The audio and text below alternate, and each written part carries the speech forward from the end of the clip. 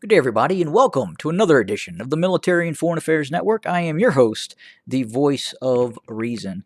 In today's episode, we are continuing our coverage of the ongoing civil war taking place inside of the former state of Ethiopia. So we'll jump right into our battlefield coverage, and then we'll look at some other things that are going on in the region that I wanted to talk about.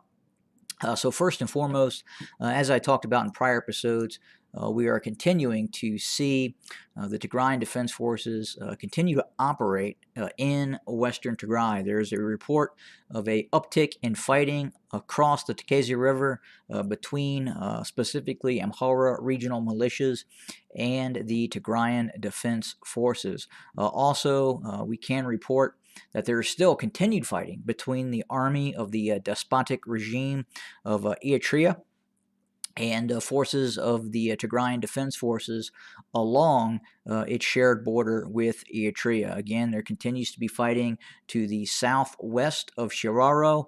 That fighting initially was rather fierce between the town of Shiraro and the Eritrean border. Again, our information is the Eritrean army suffered rather significant casualties west of Shiraro. And now we are seeing a continued uptick in sporadic border fighting to the south and southwest of Shiraro. Again, we are seeing the Tigrayan Defense Forces really launch two main routes of operations into the western Tigray region. The first is in the north.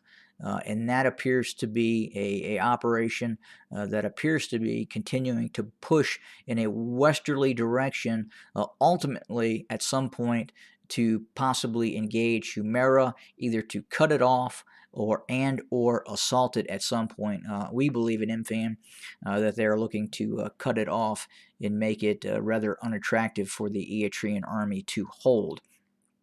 In other areas, we continue to see the Tigrayan Defense Forces press also into the southwestern Tigray region as well. As we know, the TDF has a very strong foothold across the Tekeze River in the southeastern quadrant of western Tigray, and this area is this area here where I'm circling with my cursor.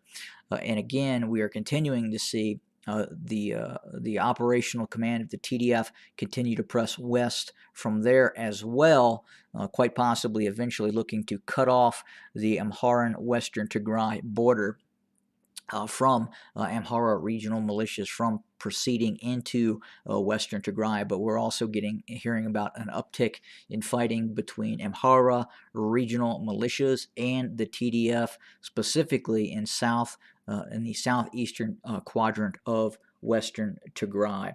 But again, as we had talked about before, this is going to be a long process operation, the like of which we saw probably in some of the conflicts in the Tenbian region when the TDF evicted the forces of the Abiy loyalists and the Amharan and Eritrean army from the Tigray region itself.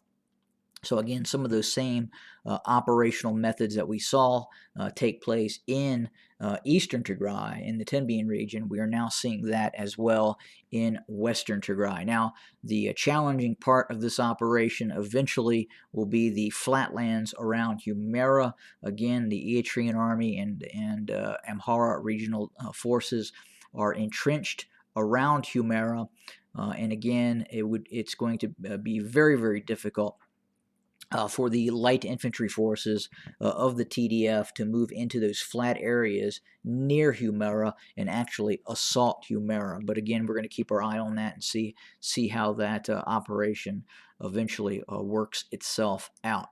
Furthermore, we're seeing continued fighting in the Afar region. We've now seen forces of the Tigrayan army cross into the Afar region at several points. We believe these are more or less continued punitive actions against some of the activity by the Afar regional militias being supported by the Abiy loyalist forces, especially near Abala and both north and south of Abala as well. And again, we believe some of this activity is both part of the Anaconda strategy and at the same time it is part to divert forces of the TDF from marshaling its full combat power towards the western Tigray area and obviously the Eritrean border as well.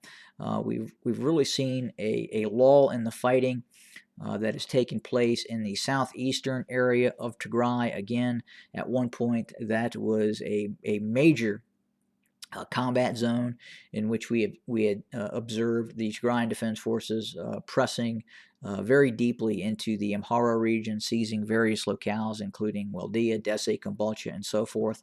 But again, that area of operation has kind of lulled down, and we're now seeing really where the fighting is focused at right now.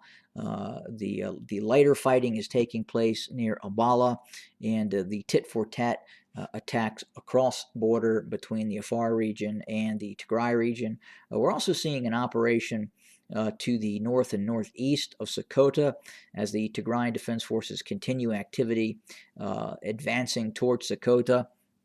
So again, we're watching that very closely and trying to understand what that strategy is. In all likelihood, we're looking at buffer zone and or pressure activity to continue the fight and attempt to make that anaconda strategy very, very costly for both the Amhara region and the ENDF forces.